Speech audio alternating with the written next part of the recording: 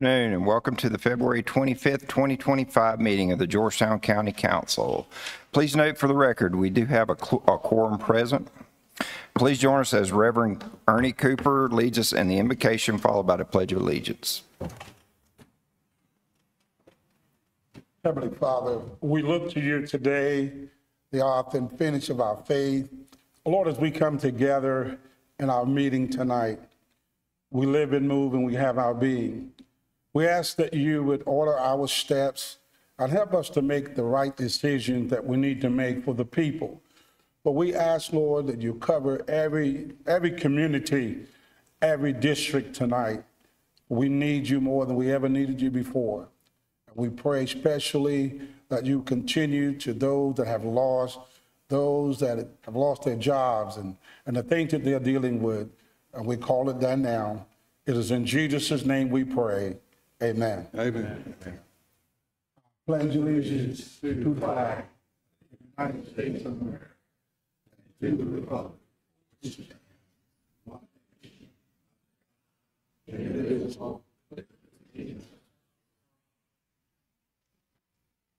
and justice. Thank you, Reverend Cooper. We'll move on down to the approval of the agenda. Is there a motion on the floor to approve the agenda as published? So move.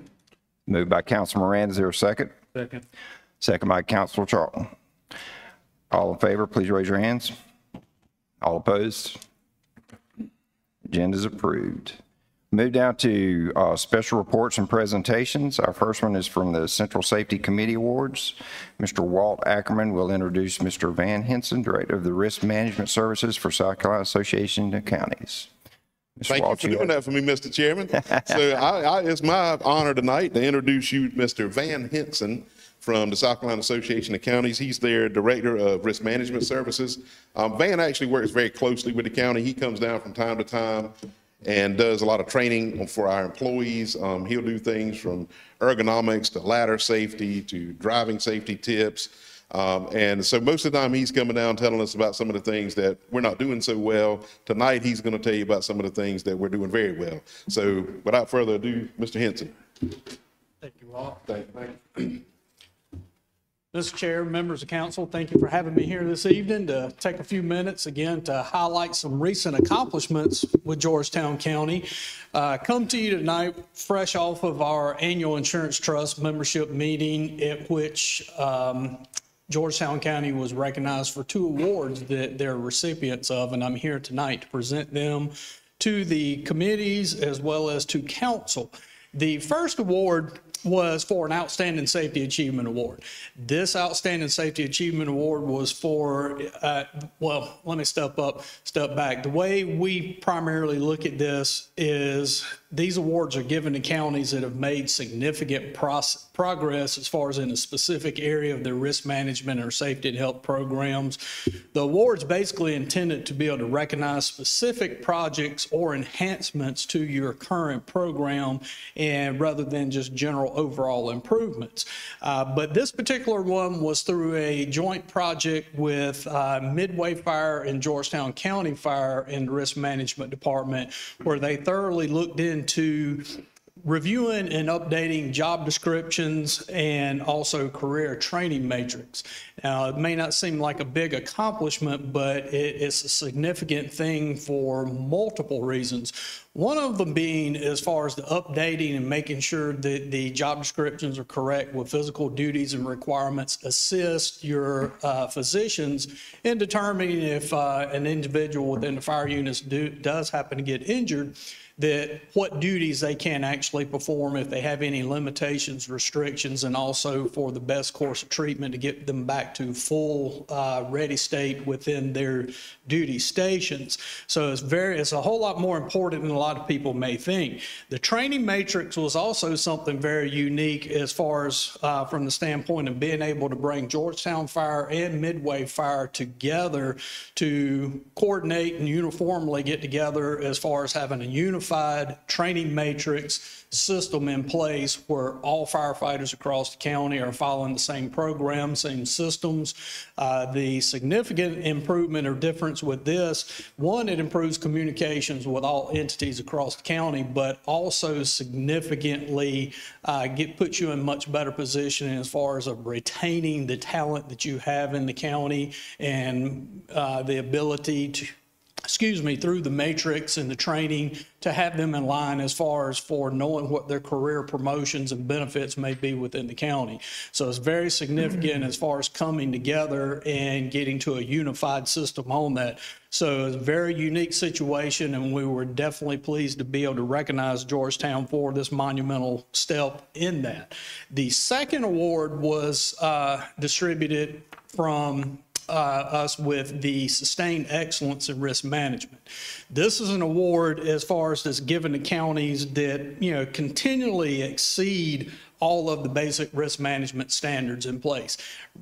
Georgetown County's been doing that for a while, and you're starting to see the results of these things. And to give you a good example, one of the last things before I bring everyone up to present this, one of the bigger pieces within risk management insurance world with workers' comp is your experience modifier rate. This is a marathon type of thing. It's not just what happened last year. It's a tale of things that happened over 4 years ago. So one good year can offset a bad, but a bad can offset a good. And it's just a continuing measuring stick along those lines.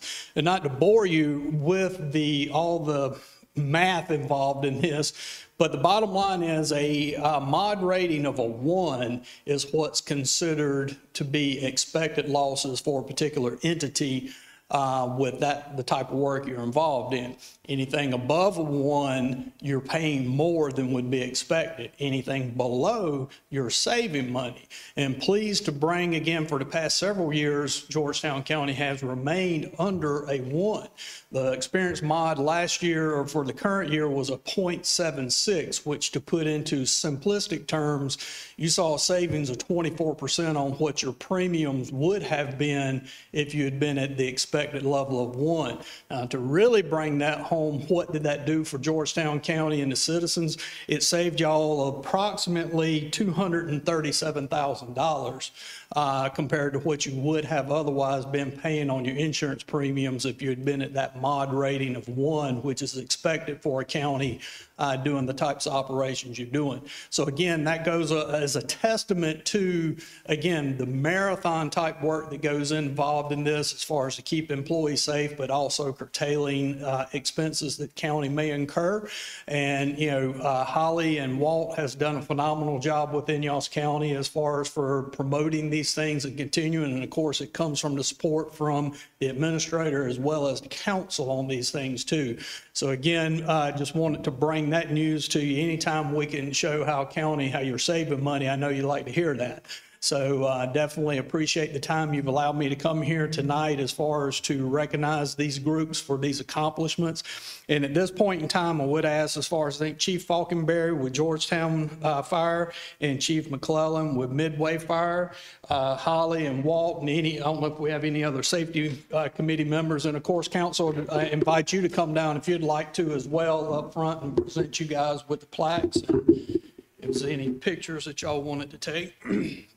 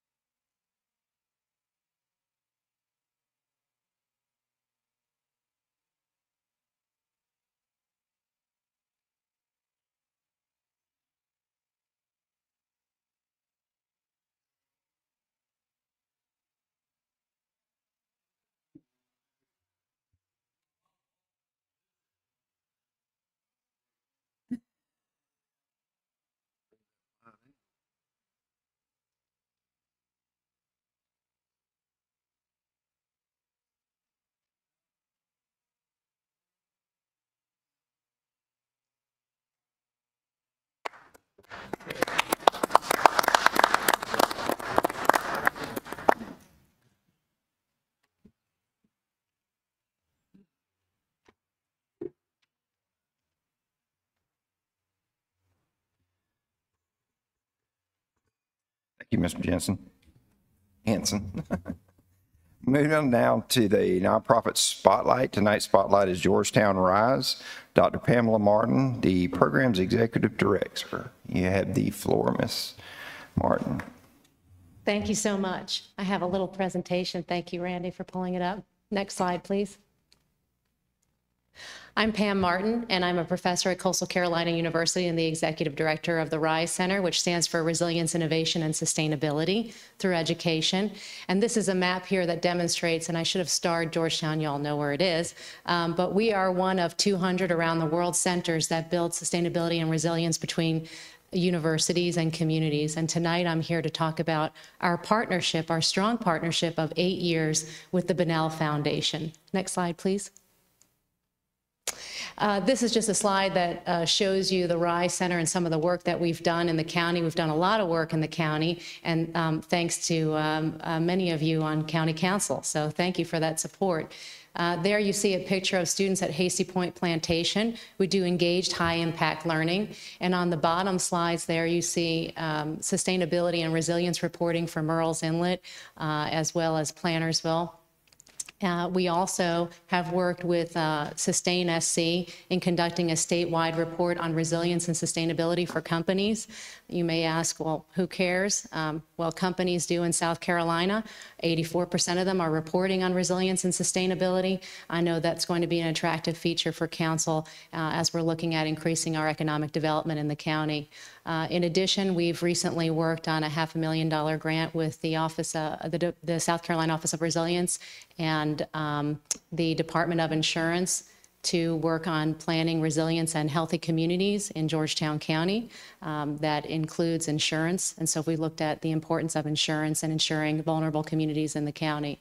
We have a National Fish and Wildlife Foundation grant and a number of other projects. So we do engage research. But the point of tonight, next slide please, is to highlight our students. Coastal Carolina University has been proud for 8 years to partner with the Bunnell Foundation in bringing workforce development to Georgetown County. We've had anywhere between 35 and 70% higher rate in the county. And I would like to particularly point out that our council member Mercado has previously hired our students. Thank you. Holly Richardson has given a lot of opportunities to our students. In fact, one of them now is in the town of Pawleys Island because of Holly. I'd like to call up Ashley Zito, who's a student, and she's going to tell you a little bit about what she's doing for the county this semester. Good evening, Council. My name is Ashley Zito. I am from Hilton Head, South Carolina, and I actually am interning with Miss Holly in the planning department. This week, my current assignment is to work on the traffic impact analysis and updating it, since we have not actually updated it since 2007. So I'm really excited about that. I get to do a lot of nerdy things. I want to thank the county for your support. It really brings a lot of opportunities to our students. And of course, the idea is that students at Coastal Carolina University, we don't just bring them, the 12,000 students that are there, to our counties. And we have a 5-county service radius, and that includes Georgetown County that we highlight tonight. But we don't just bring them to the university, but we keep them and we encourage them to live, work, learn, and play in our community. Next slide, please.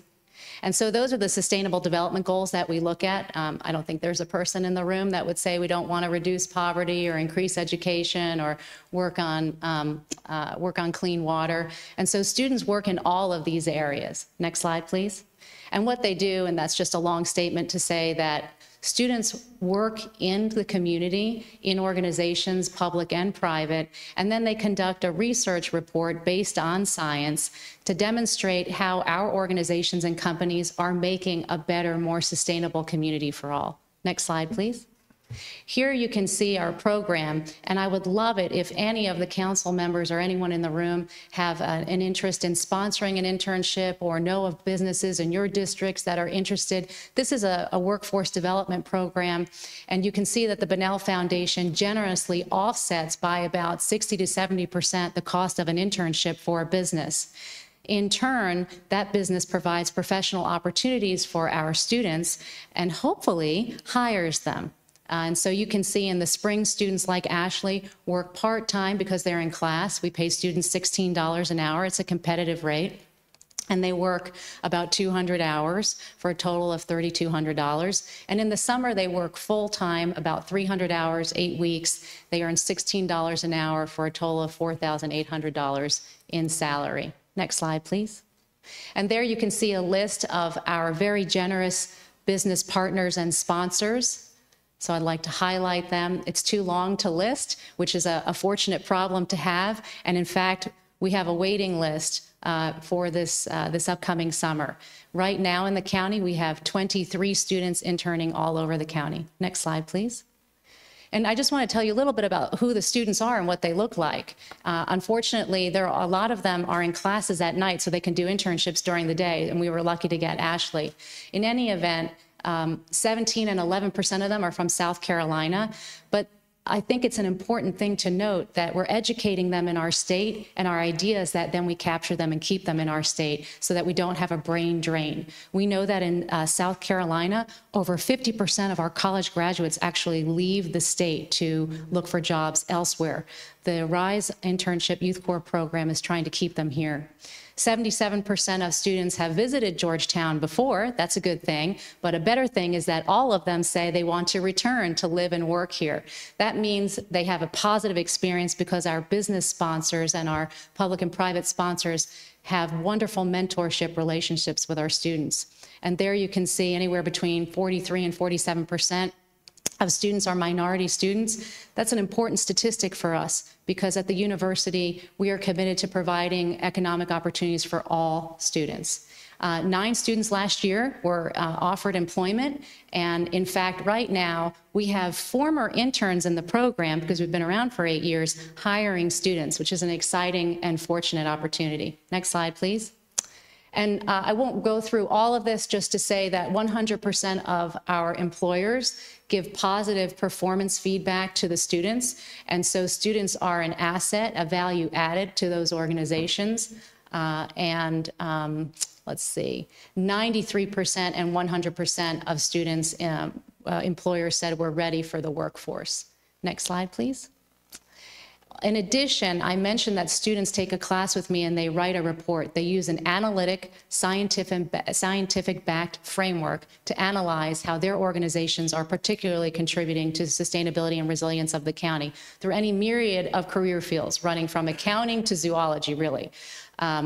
And there you can see some of the topics of the reports. In fact, thanks to public services and their sponsorship, the county, our students worked hard with Maureen Mulligan to apply for an EPA grant for litter indexing for the county, and that grant had been approved a couple of years ago. Students have worked on wetlands ordinance issues and transportation issues, issues for the elderly. In fact, one intern who had just come back from serving overseas, he went back to school. He's now a teacher in the county. He was doing his master's, but he helped plan the tour to Plantersville a number of years ago.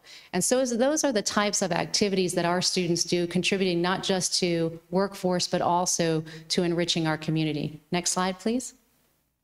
So we offer them experiential learning because we want them to see that our county is beautiful, and there's a number of opportunities for them to engage for a high quality of life. Next slide, please. In fact, many of our students have gone on to win awards, and there you see them touring the Rice Museum and giving presentations. In fact, over the last 2 years, it was a RISE Youth Corps student that won the Best Undergraduate Research Report presentation. Next slide, please. And there you can see, and I know it's really hard for you to see, but that's a list of all the organizations that sponsored internships from last year. And those are all of those 17 goals, ranging from poverty to clean water to land and building partnerships. And there you can see that one organization actually hits a number of those goals. And we map that to demonstrate that you may be Georgetown Water and Sewer, but you're doing a lot more than just keeping our water clean. You're educating our citizens, you're employing our students, and you're providing a lot of benefit. Thank you so much. Appreciate it. And I will be glad to sponsor an internship in your district. And I know that the county has my email address. Appreciate it. Mr. Chairman, I had a question. Ms. Vito mentioned the date. She doesn't have to stand up. She mentioned the date that this traffic study was last ratified. Was that 2007? Did I hear? Okay, I just wanted to make sure that was the case. Something to think about, council. Thank you. Anyone else have any questions or comments? Thank you, Ms. Martin. Thank you for everything. Thank you for everything you do for Georgetown County. Next, we have an update report from the Georgetown 250 Sentinel Committee. Attorney Watson will be introducing Mr. Ken Besler, Chairman of the Georgetown County 250 Executive Committee. Yes, thank you, Mr. Chairman. Yes, my pleasure to introduce Ken Besler. He is, you said, the chairman of the Georgetown County 250 Committee, which is commemorating the 250th anniversary of the American Revolution, and he will give us an update now. Thank you, Jay, and thank you, County Council, for inviting me. It's a timely thing to do. We at the Georgetown County 250 are immersed in getting the word out, but it's important to know, just by looking at the first slide, all right, that this isn't for something 2 years down the road, 3 years down the road. Battle of Lexington Concord was this year, April 19th, 1775, plus 250 is 2025. So it's important for us to get the ball rolling and to get more people involved. And one of the things my goals tonight are to show you what we've been doing and what we want to do, but also more or less a call to action as well, where we need more of the county's involvement as we move forward into bigger and better things and onto the 250th anniversary of the signing of the Declaration of Independence next year. Next slide. So even though the Revolutionary War started up north, it was won here, all right, through these fierce people here in South Carolina. All right, we fought over 400 battles and skirmishes here. It was tough going, more than just battles. We had basically a civil war going on here as well, with Tories versus Patriots and everything else. There's lots of stories to tell about the this particular time 250 years ago. All right, so with that, next slide. We have a mission. All right, we're part of the SC 250. Which you probably already heard about, the America 250 as well. So America 250, SC 250, Georgetown 250. So we're bringing it at the local level. All right, so our next slide, if you will, and I'll tell you to jog through it. This is from the SC 250, and this is what their mission is to us in our marching orders, who happens to be the head of the SC 250 is an ex-general. So our job is to enhance people's knowledge of the revolution, all right, and ensure some of those preservation of sites that we have, particularly in Georgetown County. A lot of history here in Georgetown County about the American Revolution.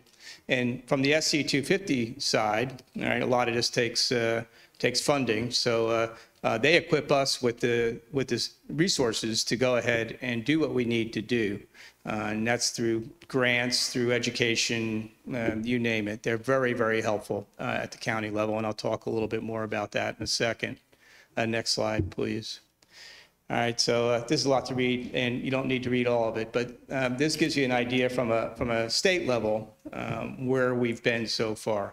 All right, all 46 counties have a county committee now, as of I think early last year. All right, so we're collaborating not only with the SC 250, but we're also doing regional collaboration. We're doing a low country region and a lower PD region, and we collaborate with the other counties to try to move tourism more than anything. I mean, starting this year, you're going to start seeing a lot of heritage tourism. You're going to start seeing a lot of people moving through from Myrtle Beach down to Charleston, and that is going to hopefully have a bottom line result for the businesses in our area. So moving on to the next slide. many of you probably have already seen, just even driving here, you would have seen these historical markers now being put in place. A gentleman by the name of Bill Seegers is spearheading that. Wherever you go, you're seeing this historical marker. I think it's a great idea, but I think it also presents an opportunity, because who wants to pull over on the side of busy 17 to read that historical marker? You put your life into your hands. So, you know, we're trying to think of ways where we can make that more interactive for people. All right, next slide, please. So back to money. The total request from all of these counties to the SC 250 to build up their communities and to educate their communities on the 250th anniversary right now is standing at 17 million plus. All right. The state and the county, the state commission has been very forthright in the fact that they want us to do as much as we can to celebrate this important anniversary. Next slide. So that brings us to the Georgetown County 250. All right, we were born on December 13th, 2022. All right, you all passed a resolution, 22-31, that brought us into existence. With that, we use you as a fiscal agent. You're taking care of our finances, and you're our guardian angel. I particularly want to thank Bob Anderson for being our extra guardian angel, watching out after us. He comes to most of our meetings and always offers great advice to us. So we appreciate that. Next slide, please. So talking about events, talking about grants, we've had 2 events here just over the past few months. One was in December, the Georgetown Tea Party, which we had at the Georgetown County Museum. Everybody got to walk down to the Harbor Walk and dump tea, and we had about 110, 120 people there. So there is quite a following for this. The last one we had was on January 6th, which was at the Indigo Society Hall. This was an educational collaboration between Georgetown County School System, and the American Revolution Institute, which is part of the Society of Cincinnati. They had come down from Washington, D.C. to do a teacher's workshop here, and in the evening, they stayed on for the evening and did a very special presentation for our community. And that was well received, and we had about 130 people there. Both of them were supported by an events grant from the SC 250. Next page. 2 things coming up that are also event funded is Day of the Fox, which is actually this Saturday, where we honor Francis Marion, our local hero. The anniversary of his death is on Thursday, so we move, there's enough going on about that, so we move our Living History event to Saturday. And coming April 19th, which is a date that I had just given you before, which is the beginning of the American Revolution, we'll be opening up the Francis Marion Interpretive Center at the Georgetown County Museum, and we'll have special guest speakers there, and we'll be celebrating the opening of that center, and we would love you all to be there if you could. Okay, next slide. So we have funding sources. We're seeded through Georgetown County initially back in 23 with some money to get us going. The SC 250 gave us some money to get us going, $3,000. And the activities grant that I just talked to you about was $9,995. Again, we worked together with the Georgetown County Finance Department to make sure that grant is facilitated properly, and we can report back to South Carolina. And we have fundraising activities and donations that amount to a little over $3,000 at this point. So we have enough money to keep traction on these smaller events. That's not the issue. Next slide. And we also have lots of partners. All right, these are not sponsors. They don't give us any money, but when we have an event like the Francis Marion Day, the Fox event on Saturday, they come out, they support us, they come to our meetings, very involved, this group right here. Next slide. So this is something that we're trying to carry on as a legacy. And we did some research last week and decided we were going to go back and look at what Georgetown County did back on the 200th anniversary, the bicentennial. Some of us are old enough to remember the bicentennial. It was a big event, just like this one is. Interestingly enough, there was a lot of participation from the county, from the Chamber of Commerce, from the museum. It came from all angles. I think maybe it was because stuff like the Georgetown 450 paper and newsletter was actually mailed to everybody in the county, so they got to open it up and read it like a newspaper. Today we have social media and people get blasted at it with it so much that I think they just scroll through it and don't really take the time to know even what's going on. So but it is interesting to see what they did. One of the things that they did was a Spirit of 76 fly-in at the county airport, which was led by the 2nd South Carolina Regiment. Time capsule, which should be open next year, was placed at the new courthouse when it was built. So it's in a cornerstone there. So for those of you that don't know that we've got a time capsule buried from that point, we're going to unearth it next year, which means that we ought to be thinking about a time capsule from 2026 on to the 300th anniversary. All right, and the county or the committees, we put out scholarships. The scholarships were worth $19.76. Of course, this is 50 years ago. That went a long way. You know, maybe it'd be different now. But they had to submit papers, what America means to me. There were many, many more events that they did. I mean, they were on it 200 years ago, and I give them credit for that. And I'm glad I had a chance to go through the archives to see that. But it does spur our imagination, and it keeps our thought process going collectively as a county. Next slide. Well, okay, what does the county want to do? And before I say a full thank you, I do want to say that, again, the reason why I'm here isn't because of our small events that we have. The reason why I'm here is because we need to have larger events. We need to think big for the 250th anniversary. All right, we're going to need bigger grants, more participation. To give you an idea, the SC 250 has grants up and over $125,000 available to us, all right? But they're going to require at that level 20% participation or 25% participation if we go past that amount. But we want to do something in the county, not just have an event, but you know, maybe a couple weeks ago I went to Charleston to see the Color of Music play. All right, maybe we want to get an ensemble from the Color of Music. They're not cheap. They don't perform for free, but they do beautiful work, and they'll put a lump in your throat.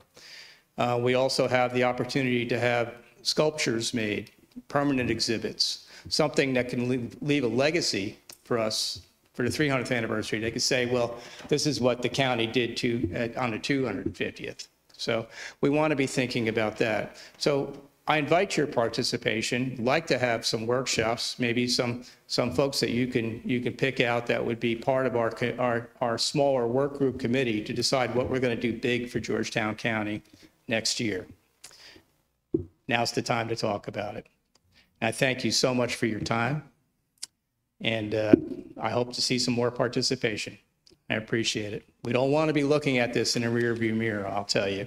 Are there any questions or comments from council? Mr. Chairman, I've got a couple of comments. I'd just like to thank Ken for coming in tonight and making you all aware of what we've been doing for the last few years.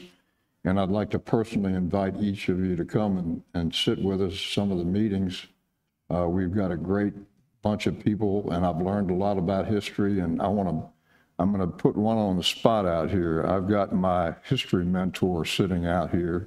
He's a retired colonel, U.S. Army Artillery, and he's a Citadel grad. Mr. Doug Anderson, would you stand up, please? Thank you. Appreciate you. Thanks. So with regards to meetings, we have a website, and I think Bob had handed out a brochure to each and every one of you. The back of that is the website. Inside there is the events. The events tell you when our meetings are scheduled out all the way to the end of the year. We have them at the Georgetown County Museum up until April. And after April, we'll start alternating between the Georgetown County Museum and the Waccamaw Public Library to bring more participation upwards on the neck. So again, like Bob said, we invite you all to be there. Thank you again for your time. Thank you, Mr. Baszler. Yes. We now move down to public comments. A public comment period is included on each meeting agenda and shall be limited to 30 minutes. Each speaker will be limited to 3 minutes, and no speaker may yield his or her allotted time to another speaker. A timer is provided on the screen, and at the end of your time, please wrap up your comments promptly. While speaking, please be sure to address council only and refrain from personal attacks. While a speaker has the floor, the public will respect the speaker and allow them their time to address council. Members of the public who wish to address council during the public input period should sign up with the clerk of court, clerk to council before the meeting. Madam Clerk, are there any speakers for tonight's meeting? No, sir. All right, moving on. We move now to the consent agenda. 3 matters on the consent agenda were previously approved via the agenda approval process. Procurement number 25-017, bunker gear for Midway Fire Rescue, approximately 12 sets of morning pride turnout gear as requested from vendor Victory Steel LLC, utilizing their Sourcewell cooperative contract for the total of $54,300. Procurement number 24-100, CDC PO 43872, pavement preservation, seal coating links, Brook Community, award bid to the lowest responsible bidding Coastal Asphalt LLC in the amount of $160,784.31. Procurement number 25018, wetland mitigation credits for Brick Chimney Road Phase 2 project. Award by sole source to Carter Stilley Wetland and Stream Mitigation Bank, CS MBI LLC, DBA American Mitigation Company, DBA Cowpens Land and Timber LLC for the total of $335,685 as indicated on the attached sole source justification form. We'll move on now to resolutions and proclamations. The first one is resolution number 25-03, a resolution approving the execution of an encroachment agreement with CSX Railroad in furtherance of public service projects and all necessary acts and matters related thereunto. Attorney Watson, the floor is yours. Thank you, Mr. Chairman. Yes, this is our Public Service Department has been working on a number of road projects. Excuse me, and we have some that either run alongside or cross through some CSX property or right-of-ways, the railroads. And so I've been working closely with CSX and their legal counsel since really probably about August of last year. We finally finalized the agreement. Part of their standard agreement calls for a resolution from the council just to confirm y'all's support of it. And so that is what is before you for consideration. Thank you, Councilor Anderson. Is there a motion on the floor in result of Proclamation 25-04? So moved. So moved by Councilor Anderson. Is there a second? Second. Second by Councilor Charlton. Or is there any discussion? All in favor, please raise your hand. All opposed? Motion carries. We'll move on down to Proclamation number 25-04 to designate the month of March 2025 as Autoimmune Awareness Month in Georgetown County. Attorney Watson. Yes, sir, Mr. Chairman. I believe you have before you a proclamation. It is from the Autoimmune Association. Autoimmune diseases are those where the body mistakenly attacks itself. And the Autoimmune Association has asked that the council consider a proclamation making this or declaring designating the month of March 2025 as Autoimmune Awareness Month. Thank you, Attorney Watson. Is there a motion on the floor in reference to Proclamation number 25-04? So moved. So moved by Councilor Mercado. Is there a second? Second. Second by Councilor Cooper. Is there any discussion? All in favor, please raise your hand. All opposed? Motion carries. We now have reports to council. We have a report on the new zoning district for neighborhood golf courses. Ms. Richardson, you have the floor. Thank you. We didn't have any ordinances tonight, but I didn't want you to go without hearing from me at a meeting. This came out of our council retreat that was recently held, some direction that was given by council to look into a possible new district for some of our existing golf courses. I wanted to clear up a few things from the top. We're not aware of any current plans for closure of our golf courses. We don't have any development plans in front of us for the golf course properties. And multifamily development is not an allowed use for either of these courses and wouldn't be allowed without a rezoning request. I know sometimes these things get pushed out, so I wanted to be sure to clarify those couple of things right at the start. At the retreat, we discussed our 2 golf courses on the Waccamaw Neck that are not part of planned developments. They are what we call straight zoned. Both are zoned R10. For 1/4 acre single family lots. The discussion at that time was to consider ways to address these courses and the concern that they might be developed under that R10 zoning if the golf course in the future were to close. This is addressed in the land use element that's part of our comp plan. That is sort of our guide for the decisions that we make, future land use decisions. That language states that any redevelopment or new development of these properties maintain a low overall density that preserves a significant portion of the existing green space and uses a cluster development pattern to reduce impacts to existing residential, watersheds, habitat, and natural features.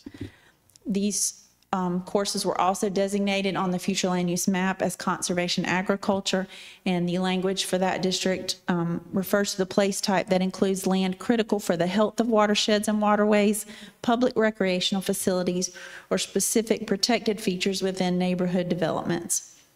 So that's how we kind of set the course for future decisions for these particular golf courses. That was a concern that was discussed when the land use element was brought up.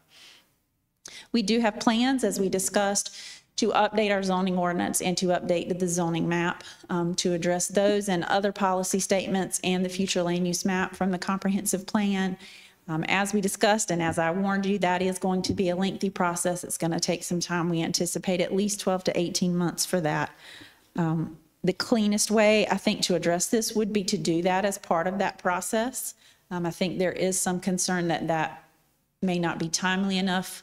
That this may need to be addressed before the lengthy time that that process would take. One option would be to rezone to a current existing zoning district that we have, to change the R10 to something that we currently have. And we do have some lower density districts. I do think in staff's opinion, those districts don't exactly fit what you want to do here. Some of them have other uses that might not be favorable to the residential that's nearby. Some of them have exceptions that will, in the end, allow for the type of development you're trying to avoid. And some of them, frankly, were created for more rural areas and have statements in them that pertain to a lack of infrastructure, things that really don't apply in the more urban area of our county where these courses are located. That's why we get to the next possible solution, which is the creation of a new zoning district. We kind of hate to add another one because we do have a very lengthy list of districts, but there really isn't one that kind of fits what we're trying to do here. The suggestion, and this is a very rough outline currently, is for a new district called a neighborhood amenity zoning district.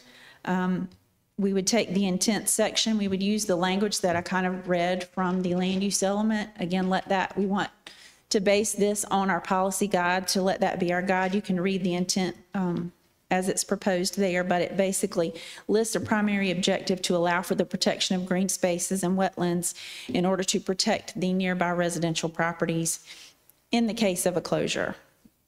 In terms of uses, obviously we would allow for a golf course, as that would be the current use for these tracks. Other associated amenities, we would want to allow for social uses, public facilities, parks, whether private or public, open space, recreational facilities, community gardens, other recreational type uses. In terms of conditional uses, which, as you know, a conditional use is something that may be allowed if certain conditions are met, We would also want to list things like a clubhouse that might be an amenity for the subdivision. You'd want to leave that open for the existing neighborhood that's there, with some setbacks and buffers that would be needed.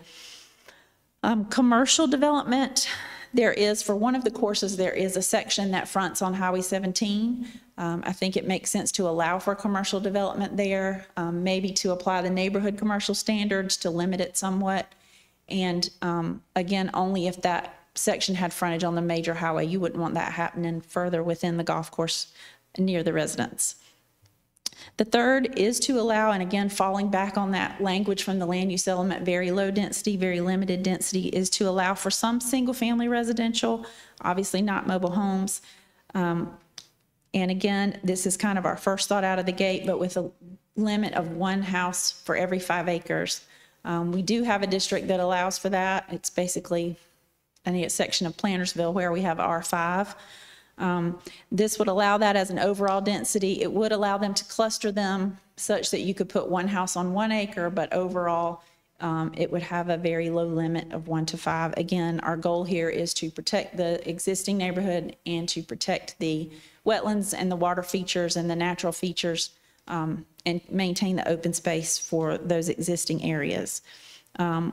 We also considered adding a requirement that those lots that they may create would front on existing roads that already exist today.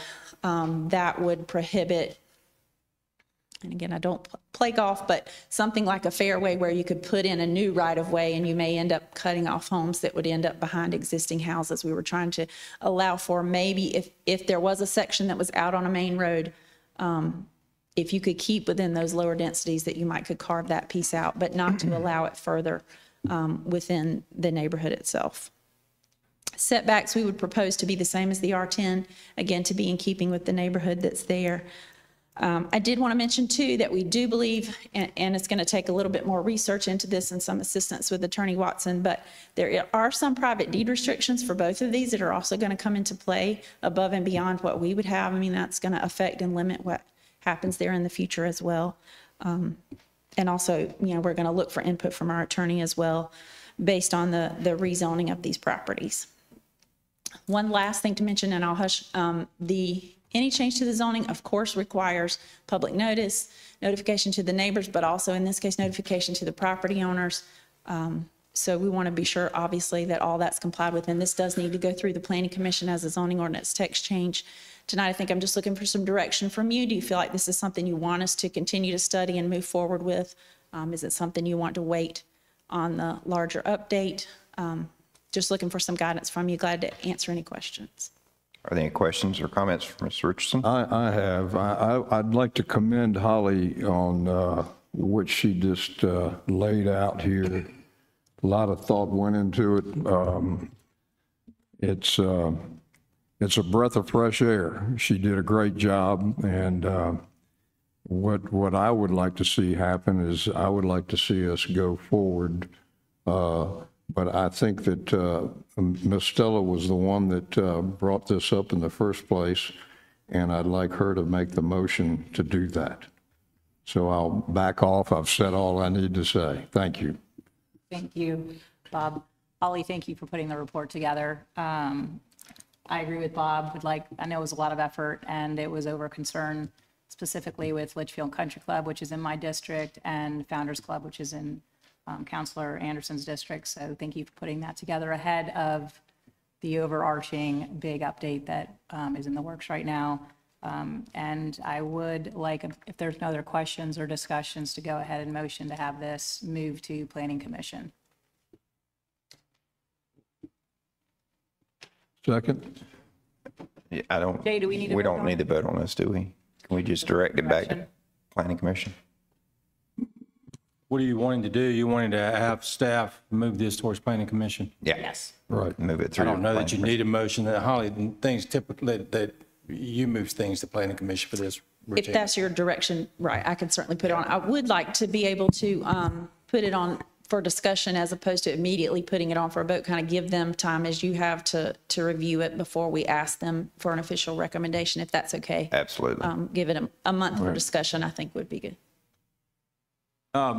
Right, and Holly, maybe you just said this and I didn't understand it completely, but as Ms. Richardson's pointed out, she's been working on this, but there are a number of issues to address. So maybe some guidance to Ms. Richardson and her staff on when you would like to see this at Planning Commission, because you correct me, Holly, but I think there's probably a lot you would like to shape up before you send it over to them. Is that correct? Right. I think we can go ahead and take it to them to get some of their feedback as well, but we don't have the ordinance in its final form yet. We still have a few unanswered questions, and would like to be able to speak a little bit better about the deed restriction. What kind of timeline are you thinking about? I think if we can have a month for discussion, we're here at February, March for discussion, and, depending on their comfort level, potentially April. Okay, I think, I think that gives us a lot of time. And then if you need to do public notice too. yeah, the sooner the better. All right. Okay. Any other discussion? Thank you, Ms. Richardson. We'll move on down to the approval of minutes, the regular council meeting amendments for February 25th, 2025. Chair will entertain a motion. So moved. Moved by Councilor Mercado. Is there a second? Second. Second by Councilor Cooper. Any discussion? All in favor, please raise your hand. All opposed? Motion passes. Are there any further business to come before County Council tonight? If there's no further business, we'll entertain a motion to adjourn. So moved. So moved by Councilor Anderson. Is there a second? Second. Second by Councilor Newton. Any discussion? All in favor, please raise your hands. All opposed? We stand adjourned. Very good. 6:22.